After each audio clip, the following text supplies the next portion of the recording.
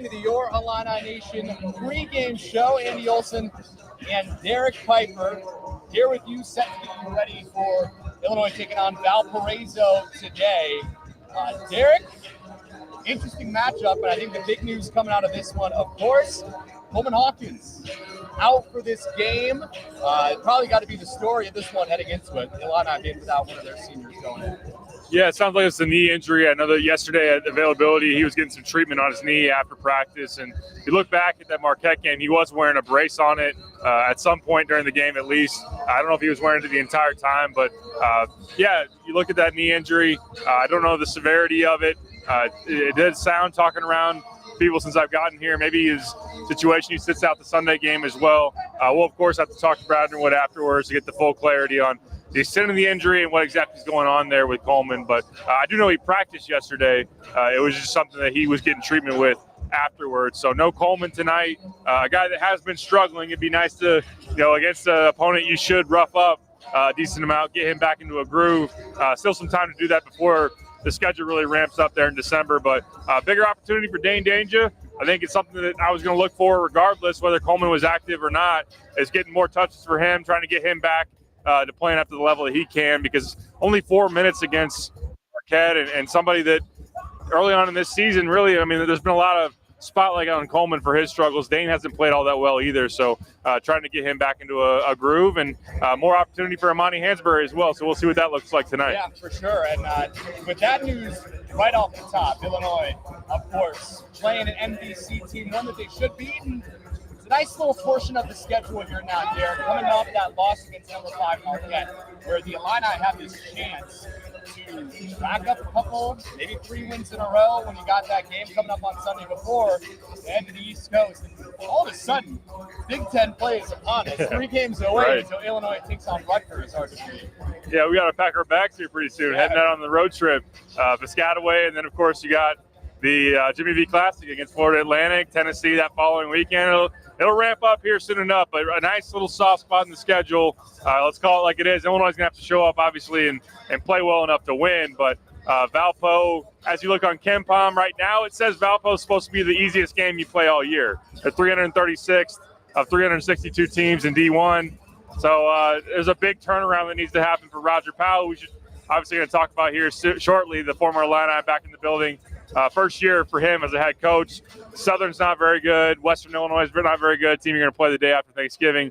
So really, I think I look at it from Illinois' standpoint of an ability to really focus on yourselves, address some things that you've seen so far in terms of things that need to be cleaned up, then try to get some guys some confidence, maybe some guys that have struggled a little bit, or a guy like Dre Gibbs-Lawhorn, trying to get him to step into a bigger role or see if he can do that. So really allows you to internally focus, work on some things before that schedule ramps back up in December, which is going to.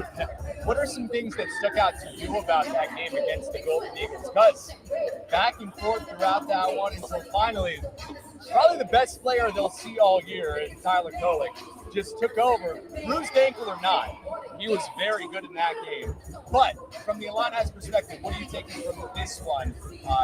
What do you want to see them improve on, not just in this game, but in this coming stretch before December really gets going? Yeah, definitely the best point guards we'll see all year, because I don't think there's a better one out there in college basketball. Zach Edey might have something to say about best overall player in college basketball, but both guys on that preseason AP All-American list. So really in that same realm of the elite in college basketball.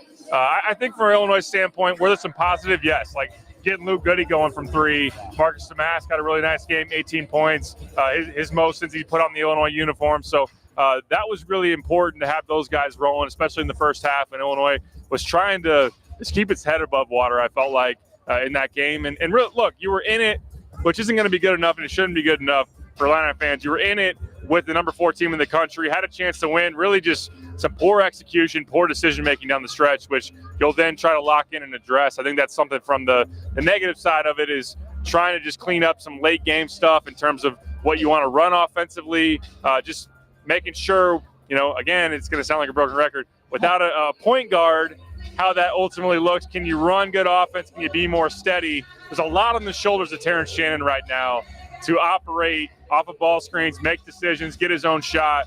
I think one thing that I would critique is that I didn't think Illinois got in the lane enough. That was something that in that matchup, you look at it, Marquette last year, not very good at defending inside the arc as far as the percentages go.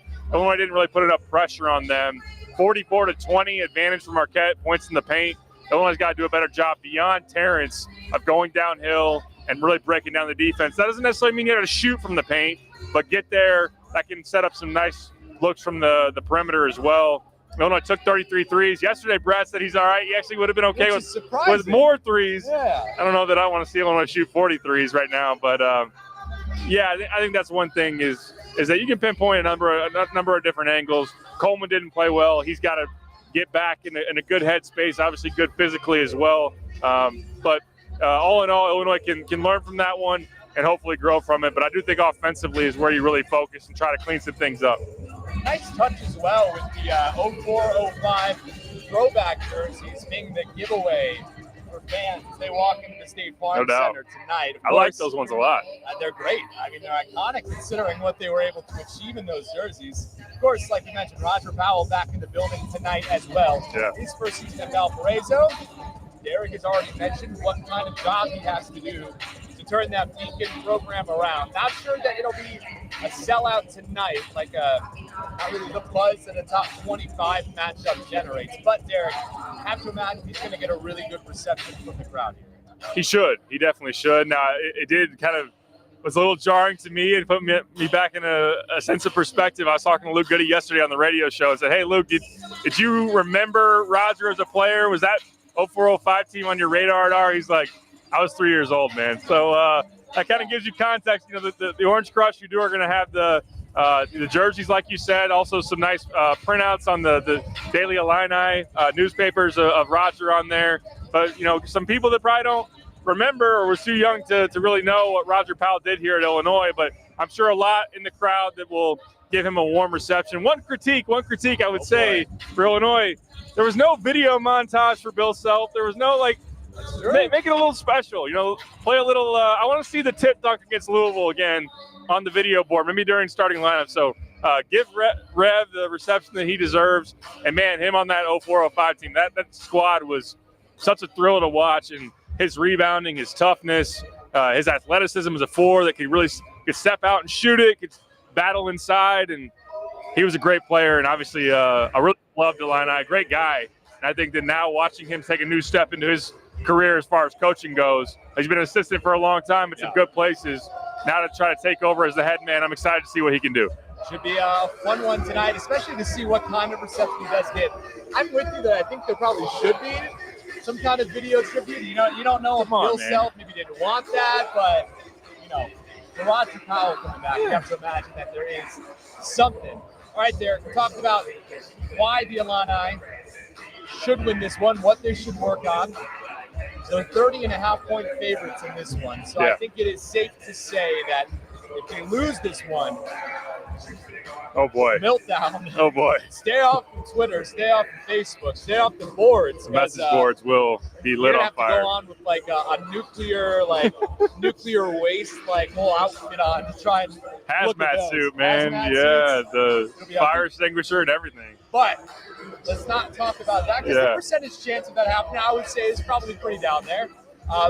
For you, Derek, though, what are you looking for in this one? Players to step up before we get to our predictions of who we think is going to win, and most importantly, the score. Yeah. What are you looking forward to in this one? It's 2 hours where Illinois can get on the court again and just work on themselves. Yeah, no, I do think on the Valpo side of things, just kind of get more familiar with them. They got some two guards you really definitely have to watch out for. Jackson Edwards, the transfer from Murray State. He's a good athlete, 6'5", has had a really nice showing so far this season. So imagine Terrence Shannon Jr. sees a decent amount of him. And obviously we know Terrence can lock people up, which he's done. And I think that making sure that Jackson Edwards doesn't get going. Same thing with Isaiah Stafford, a transfer from John A. Logan, who actually won a JUCO national title last year, shot a high percentage from three, 46%. So on the whole, Valpo has struggled a lot offensively. So one thing I really want to see for Illinois, and it kind of ties into what they've been going through offensively, is when you got a team that doesn't make a lot of shots, it's a lot of rebounds, and then get out and run. I think Illinois can help themselves break up some of the clunkiness of their offense in the half court, and as they kind of still navigate who they want to be at that end, play faster. Brad Underwood mentioned that yesterday. I think with their athleticism, it's something they can definitely do. So some fast break points, transition, get Terrence going downhill, just Ty Rogers, Draven Gibbs-Lawhorn, get some quick hitting offense to really ease things up for you as far as offensively goes. When you're playing in the half court, play through Dane. Let Dane get his touches. He's been able to eat against these caliber of opponents a lot. Not to say that he doesn't have his fair share of success against the Big Ten as well, but trying to get back into a good mode and a good role there as well is important. I mentioned it already. Can Ty Rogers get in the lane? Can Justin Harmon insert himself a little bit more? He's been really quiet so far through the regular season. I want to see some of these guards outside of Terrence Shannon break things down, get aggressive downhill, and really provide Illinois that attack. Because it's too easy to guard Illinois when you know one guy is going to drive you and everybody else is going to stand on the perimeter. Illinois has got to get a little bit more out of their other guys on the perimeter to make that a tough challenge for the defense. All right, Derek. 29.5 points was before the Coleman Hawkins news. I don't know if that shifts the line whatsoever, but for you, does that shift the line for you?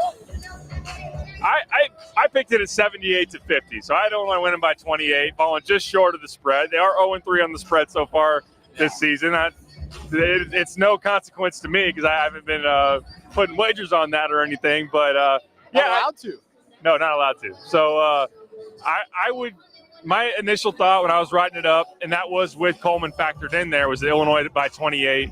I wouldn't be surprised, though, if Illinois puts the clamps on Valpo. Maybe they struggle to even score 50, as hard as that might even be to believe. But, I got it as a 28-point win for Illinois, kind of hovering just below that spread as it stands right now. I was listening to This Day in Illini History on the way in, literally 15 minutes ago as I was driving in. I think it was 2009. Illinois beat Northern Illinois 80-61. So I'm going to go with that, 80-61. All right. Don't know where those numbers came. That's where that came from. No other reason for it. 80-61, I think they'll score a lot. Valparaiso won't score as much. Yep. Call it 80-61. I'm good with that. Yeah. You never know where you get inspiration for these things. Right.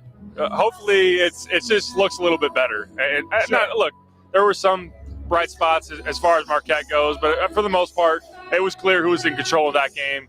Is there going to be a little bit of a letdown? That's one thing too. Like, is it human instinct to see? All right, you're seeing Valpo after number 4 in the country. Do you let down? I think it's easy to do so, but let's see if they can kind of change a little bit of that. There was too much of that high and low last season. Can Illinois just maybe play a little bit of fire, say, hey, we lost. We want to prove that we can come back out here against a team that shouldn't be hanging around us. And we established that very early. Look, we're up. We're in control. I want to see Illinois do that tonight. We'll see if they can execute that. All right. Should be a fun one, Derek. We are about 15 minutes away from tip-off. This one, not on TV. This one on streaming again. Big 10 plus. So, you got a friend who's got to log in. Maybe you all congregate at one house. You all chip Tell a in. friend to tell a friend. That's Exactly. a line, right? Find a way to watch it. But if you're waiting to watch it, Derek, how can they spend their time with Illini Inquirer? I've got my 3 keys in the pickup there, breaking down the matchup. I know Jeremy and Joey have done a bunch of football coverage leading up to a huge one there in Iowa City tomorrow, which is really, really exciting. Obviously, a lot on the quarterback this week in terms of that decision for Brett Bielema to make.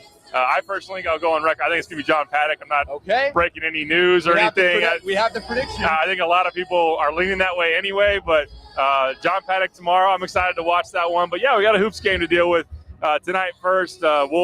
Jeremy, Joey, and I are all here to cover that.